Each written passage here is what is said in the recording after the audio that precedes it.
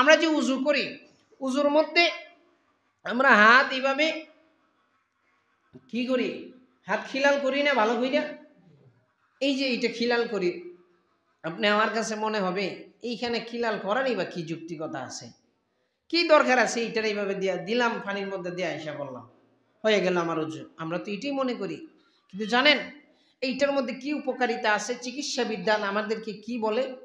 চিকিৎসা বিজ্ঞান এখন বলে আমাদের এই আঙ্গুলের চিপাই চাপার মধ্যে এমন এমন ছোট ছোট ময়লাগুলো থাকে যেগুলা মাইক্রোস্কোপ, আপনার বিভিন্ন এই মেশিন আছে, যন্ত্রপাতি আছে, এইগুলা দিয়ে দেখলে, জুম করে দেখলে দেখা যায় আমাদের হাতের মধ্যে কি পরিমাণ ময়লা আছে। তো এইটা যখন আমরা উজু করতে গিয়ে এইভাবে হাত যখন পরিষ্কার করি, অটোমেটিক একটা মানুষ যখন 5 ওয়াক্ত নামাজ পড়ে সে যখন এইটা এভাবে করবে তখন অটোমেটিক অন্যর থেকে সে একটু সুস্থ থাকবে, হেফাজত থাকবে।